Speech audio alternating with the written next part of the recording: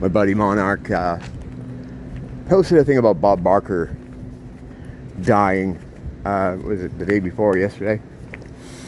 That motherfucker died a long time ago. This is another one of those Mandela effect things where people you thought dead turn up alive, but by the time you know they're alive, they're dead again. I had this happen with a couple of people. Charles Krauthammer, who was a Fox News correspondent, I had him die on me a couple times.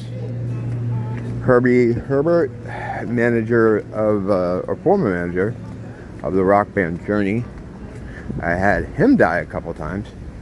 And strangest of all is I had some people come back to life, one of them being Tony Carey, keyboardist for Rainbow, which was a rock metal band from the 70s that featured Richie Blackmore of Deep Purple. Ronnie James Dio was a singer at the time when Tony was in the band.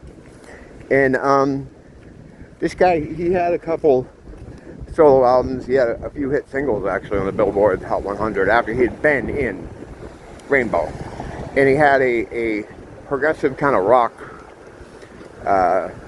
project called Planet P Project, which is kind of cool. I never really super got into it, but interesting stuff. Then in the early 90s, he died from stomach cancer. And that was that. That was the end of Tony Carey. Well, recently, I don't know when this was, but I saw that he was alive. And it's weird looking at him because you have old man Tony Carey, which long, great hair, shouldn't exist, right? Doesn't exist.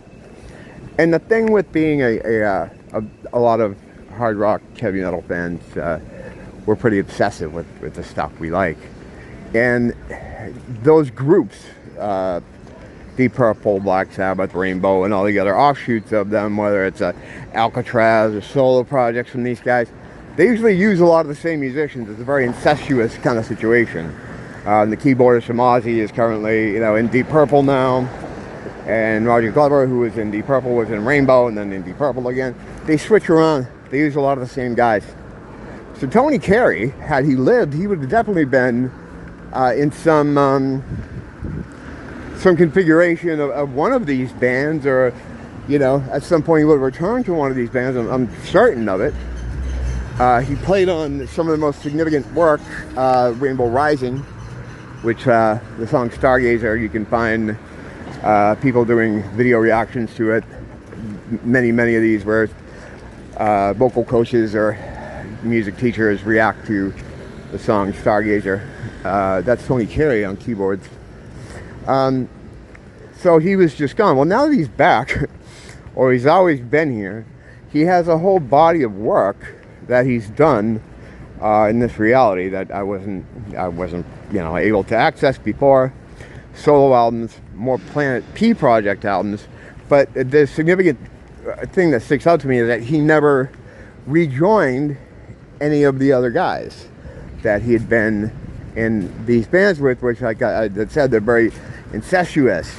I mean, we used to talk about possible replacements for guys, whatever it was, like the 90s or the 80s. Me and my friends would be just talking about like possible lineups for some of these groups, like a new Rainbow or a new whatever, or some guys going on a solo tour who he should get.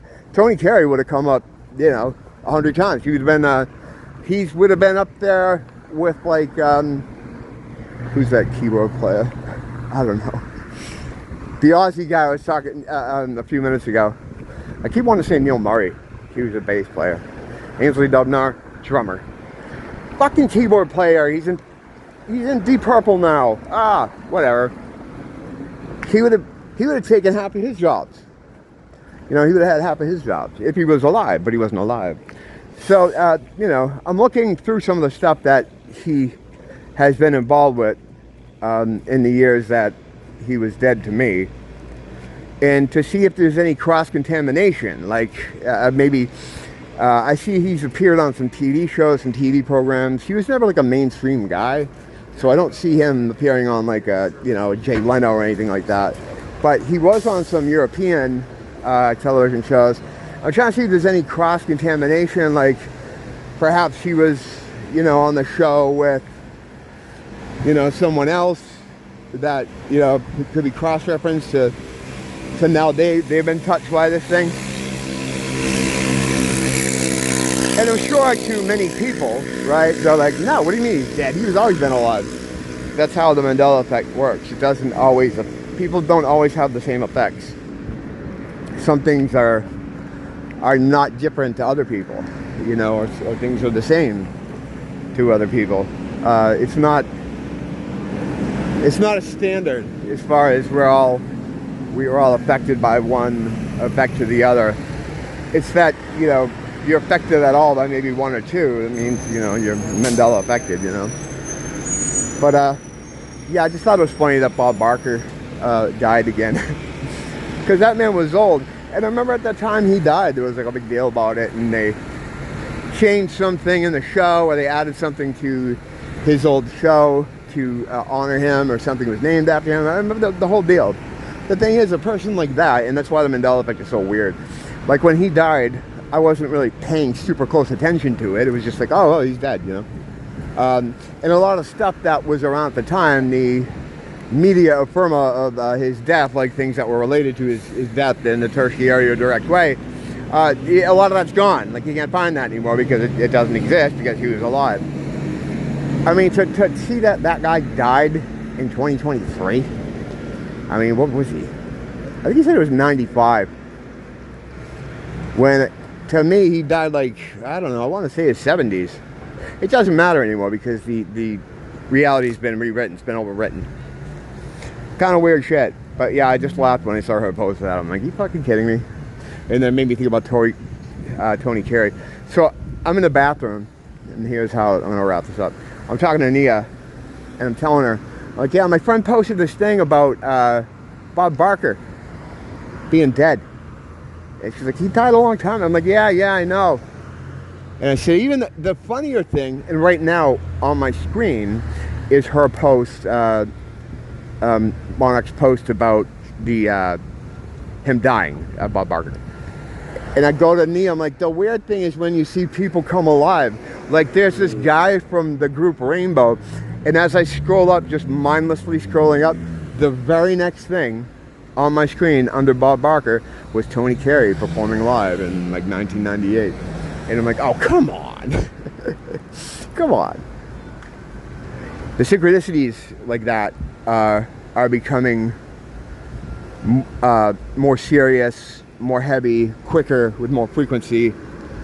You know, Nia talks about that at work all the time too. It happens to her. You know, they'll mention something or just say something and inexplicably, I think I almost got into a little, have a racist term there. Inexplicably, broken molar mouth, this stuff will show up.